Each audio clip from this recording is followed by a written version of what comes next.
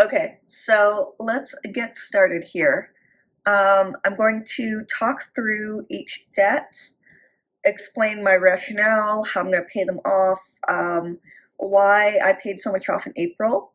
We are starting in April 2024, fresh start, sort of, kind of, because I had a lot of mental health issues from September onwards, basically, and my mental health was terrible. I was ignoring my debt.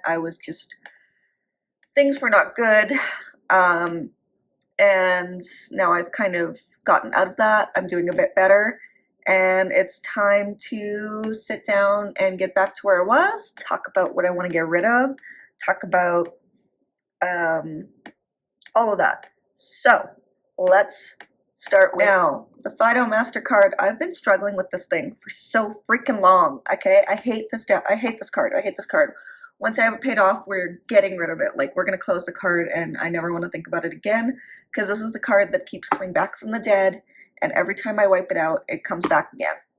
So, the Fido MasterCard at the beginning of April had $3,655.62 at a rate of 19.99%. That's a lot. In fact, this was over the limit. I think the limit on this card was $3,500. I don't remember. Regardless, like I said, I've been ignoring it. For the record, my credit score has tanked, but we're going to work our way through it. So, in April, I made a total of $1,875 in payments. A lot of that was lump sum. So I made a $1,500 lump sum payment, a $200 lump sum payment, and then two $50 payments and a $75 payment.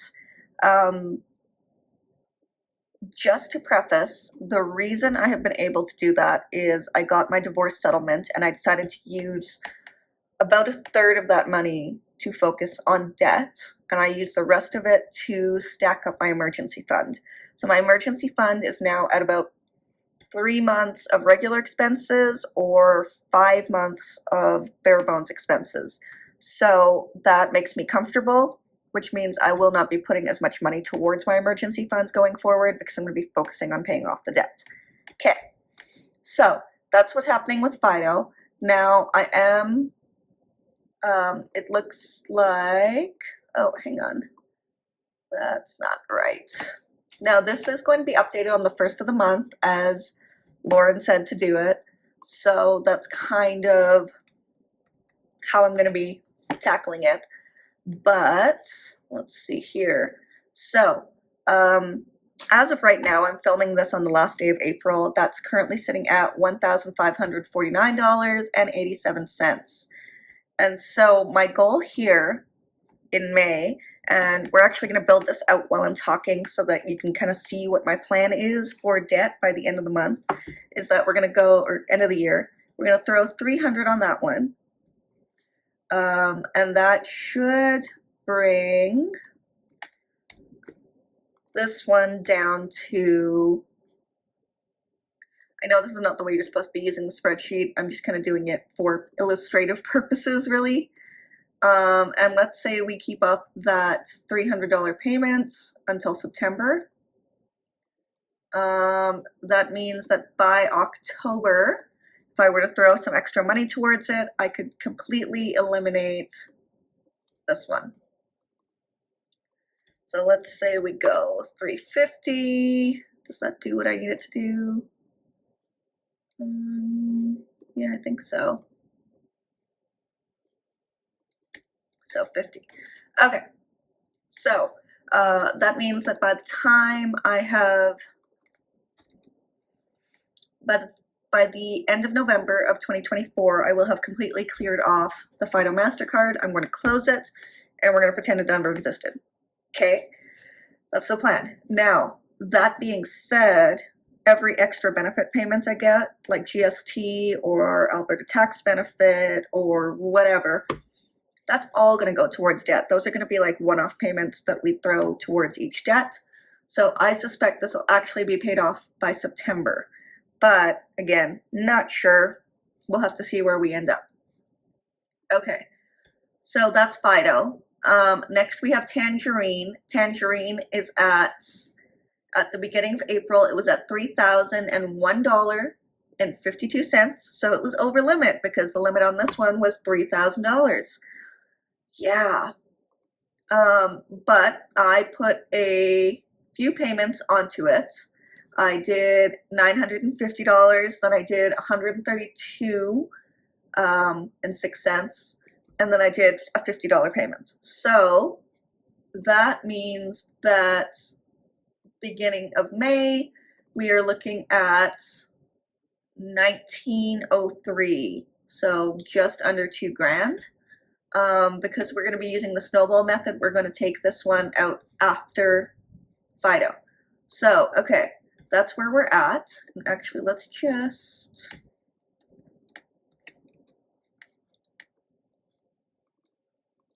see. Sorry, I'm going to play around with this spreadsheet while we're talking through it and just kind of see what we can do. Okay, so I'm going to be putting $100 towards this card every month because that's kind of where I want to be until October when we have paid off the the Fido MasterCard. So because I'm using the snowball method, the $300 we were paying towards Fido, we're going to move towards paying Tangerine. So that means this is going to be $350, not 40, $350. And we're going to continue that until the end of the year. This can now be 0. Okay. So, does this work the way I want it to work? Let's see here. Yes, it does. Sweet. Okay, so we're gonna just drag that over. And while we're not gonna be completely debt-free with this card until probably March 2025, that's okay. Again, extra payments will mean that we will probably end up clearing it a lot faster, and then we will continue snowballing. Yay. So yeah, this will be by January of the end of January 2025, we'll have this guy paid off. So that's 1, 2, 3, 4, 5, 6, 7, 8 months for the first card, 10 months for the second card. Okay, so that will knock out about $6,600 of my overall debt. Then next we have the Scotiabank MasterCard. Now I didn't have this one the last time I did a debt repayment video, and that's because this one is a shared card, a joint card between me and my partner. And in September, when he stopped working because he was sick, he was in the hospital for basically the whole month of September. And then after that, he wasn't working, and he wasn't on disability, and he wasn't bringing in any money. That card, we racked it up because we were paying bills on it, we were buying groceries on it, we were using it. And while there are some parts of it that like he is going to pay off, I'm going to pretend that the entire thing I'm going to pay off just to like make the math easier. So at the beginning of April, $2,500 on that one. We paid off $200 on it, and this was the amount on it as of like 2 days ago when I checked. So that probably includes an interest payment. I don't know. But that's $23.57. Now, I suspect it's going to be paid off much quicker, but I don't want to make any guarantees. So for the time being, again with our debt snowball, we're going to be putting $100 on that one, basically until the end of the year. That's more than a minimum payment, so you know that's great. And then here we will be at Oh, actually, this is going to be 400, isn't it? Yeah, it is. Okay. So we can put,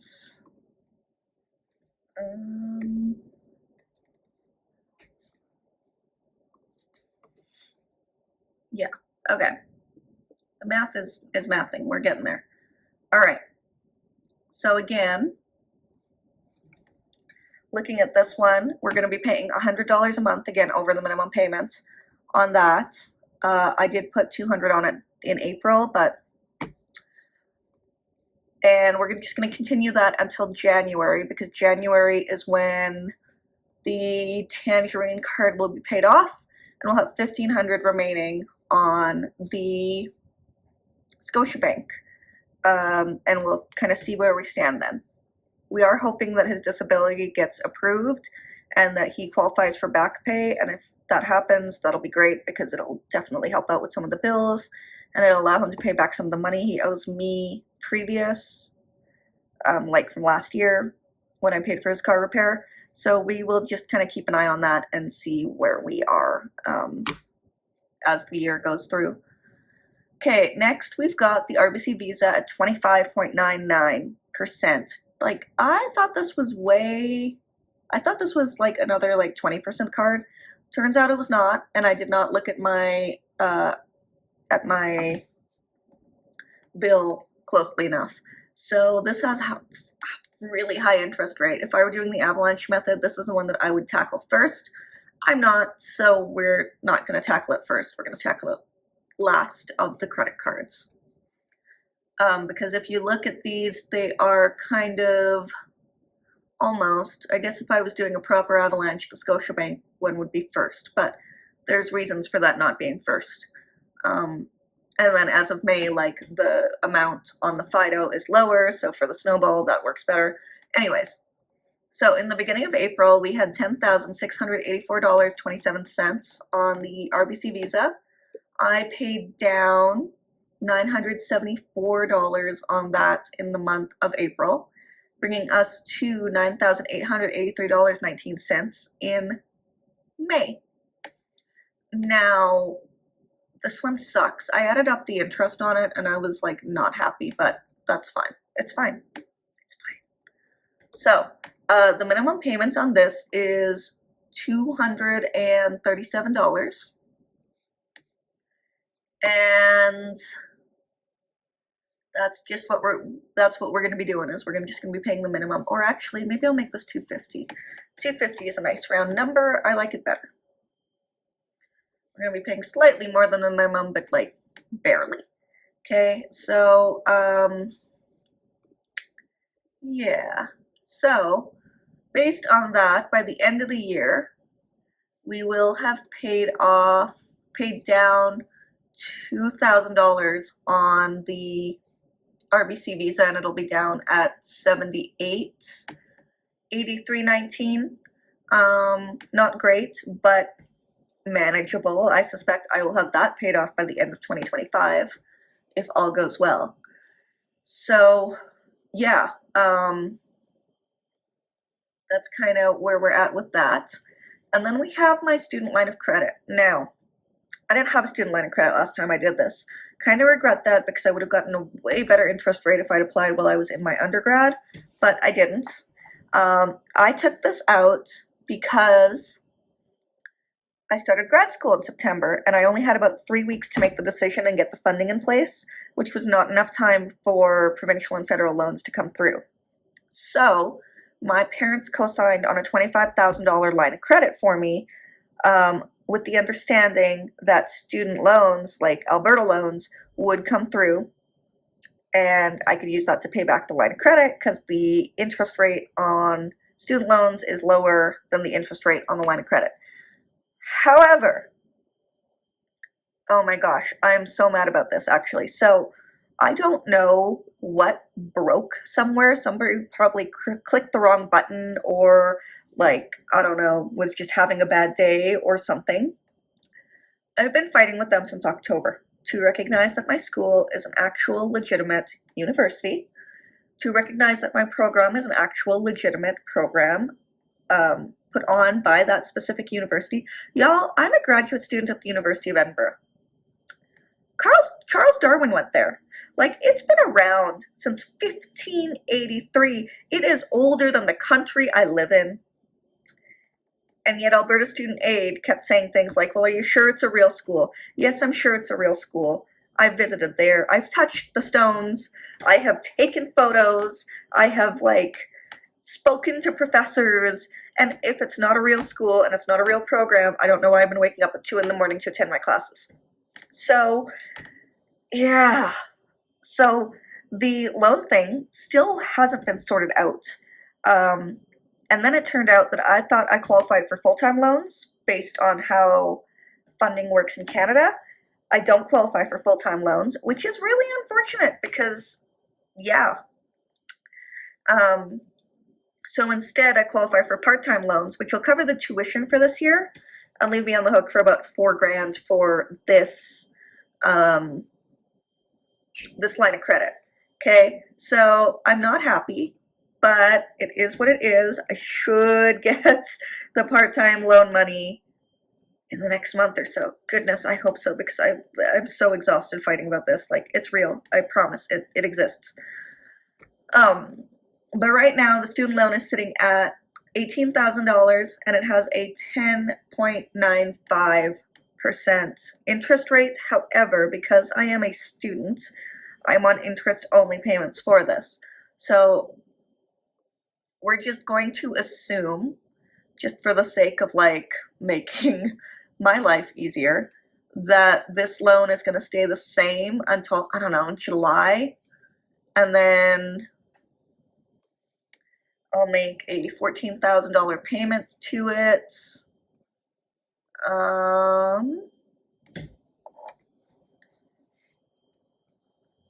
Oh geez, I keep forgetting this is not a Mac. Okay, so then that's going to leave that at $4,000, but then of course my tuition will be due for the following semester, so yeah. And it also means that I'll be taking out another $10,000 in federal loans, but we'll talk about that when we get to federal loans. So yeah, the line of credit thing is kind of weird, but like I said, it is on interest only. I pay about $170 a month in interest to cover that, but that's really it. Like, it's not a huge burden. I am just going to keep paying that. My student, okay, so then there's that. Now the other thing is that, oh, this one's wrong. Okay, actually, I'm just going to deal with that later because that doesn't seem right. My provincial and federal loans I'm on repayment assistance for them. So I pay a very small amount every month. It's about $50 towards my Alberta loan, and I think maybe it's $70 towards my Alberta loan and $50 towards my federal. I don't remember. I do know they're only interest payments, and the federal loan is sitting at 0%, while the Alberta student loan is at 7.5%. My goal, once I've tackled all the rest of this, especially the credit cards, is to start paying down my Alberta student loan by making debt payments on that. But I'm not going to worry about the federal loan because the federal student loans are at 0%. I'm on repayment assistance. I make little enough that I will continue to be on repayment assistance for a while. And yeah, like in the grand scheme of things, yes, that makes up almost $75,000 of my debt, so most of it. They are not as big a concern to me as student loan or as credit cards, because the credit card interest is killing me, guys. I'm spending so much money on interest every month. So getting rid of those is my first priority, and then after that, what I'm debating, and I'd love to know your thoughts on that, is should I take a year off of school, take a deferral, really focus on paying down my debt, and then try to pay as much in cash for my loan or for my graduate degree as possible, or should I do something else? Like, I could cut down to maybe 1 or 2 classes a semester instead of the 3 that I'm currently taking. And then another thing to kind of be aware of that I need to keep on my radar is that for my dissertation period, which is May to August, I really, really want to go to Edinburgh to write my dis. And so I have to figure out if I want to, if I can afford it, how that would work, what my work situation is, that kind of thing. But it's kind of something I want to keep on my radar. So I don't know. Right now I'm kind of leaning towards taking a year off and just like tackling this debt and then going back to school, because I don't want to be such a in a position where I'm just putting myself back in the same situation over and over and over again. You know what I mean? So, okay. Because in September I'm going to owe again. I'm going to owe another $7,000 because my tuition is $7,000 a semester, so $14,000 a year. The other option is take a year off and then save, pay off debt, and then go full-time for the last year, but I have to figure out how that works in the UK because I've taken some courses, but not all the courses, and yeah. So that's a conversation with my advisor that I need to have just to kind of see where I can do that. But anyways, so these are just kind of gonna hang out right where they were. But by the end of, oh, actually, come June, that's gonna be $50,000. Yikes. Yeah, so overall, by the end of December, I'll still have paid off about $7,000 in debt. Even though with the student line of credit and the federal loan, like it's gonna go down, then it's gonna go up again, because $10,000 of the payments I get is a loan, $4,000 is a grant. So yeah, yeah. Actually, this will probably be more. That's not right. Man, I cannot type on camera. I'm sorry, guys.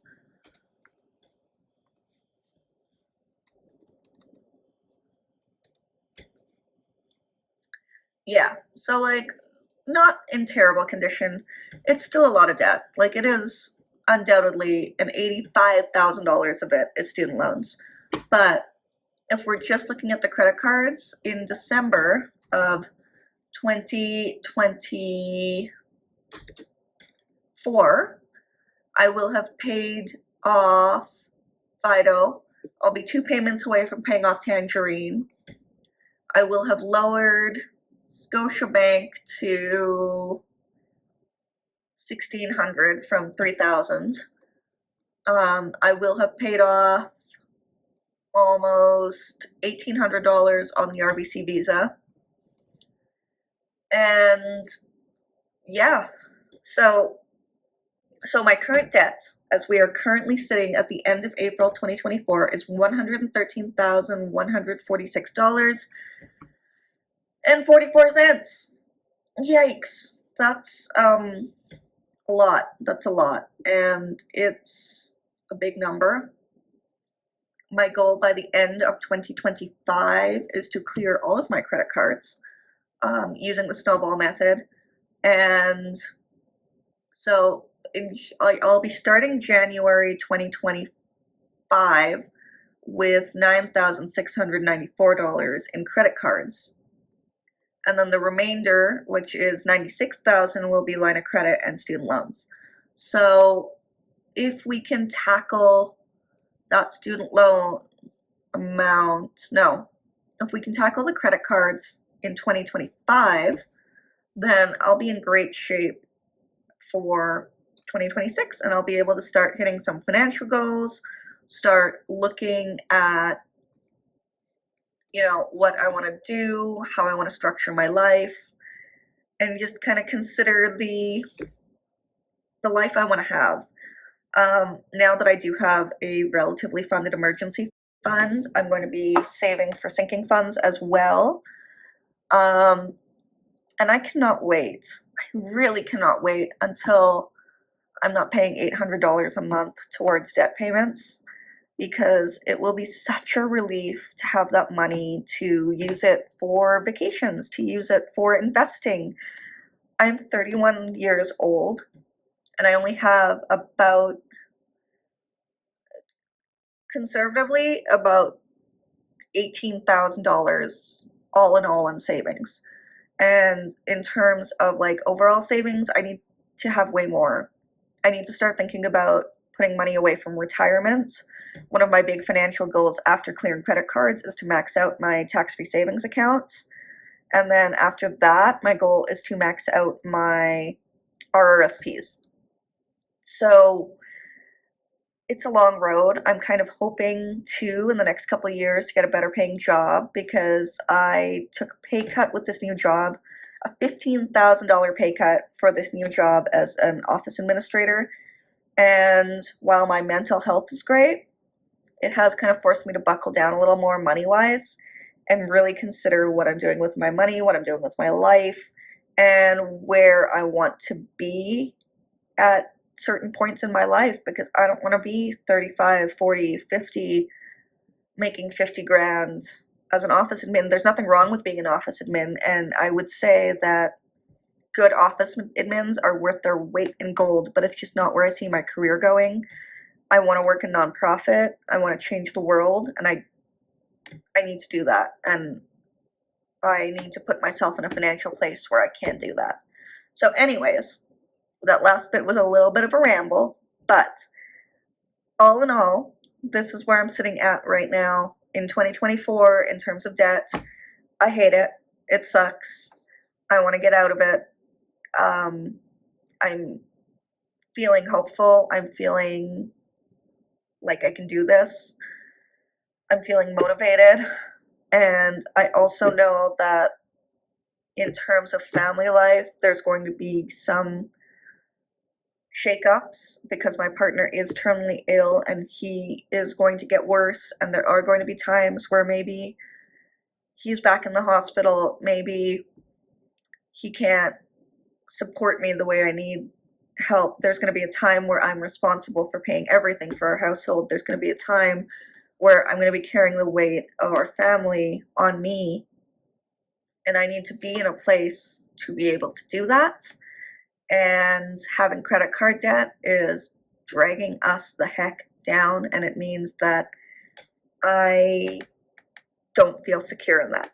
So thank you so much for watching. Thank you for staying until the end. I know this was a little bit of a longer video. I really appreciate you. I hope that you have a good rest of your day, and I will see you again very soon. I'm going to be starting Debt-Free Fridays again, just because I think it'll help keep me on track. So let's, yeah. Thanks again. I'll see you soon, and bye.